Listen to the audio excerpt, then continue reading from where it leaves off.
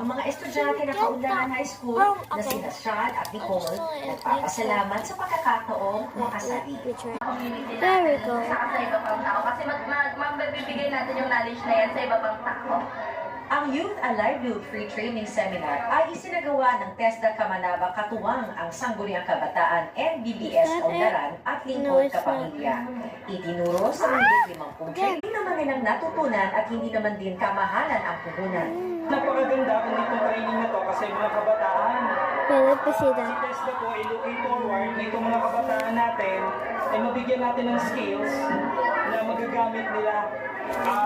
Will help them. Bukod sa mga materyales na ginamit sa training, namahagi ang Lingkod Kapamilya ng starter kits na may lamang timba, measuring dippers, at ingredients sa paggawa ng dishwashing soap. Binigyan din ng certificate mula sa TESDA ang mga nakapagtapos na Look at the difference.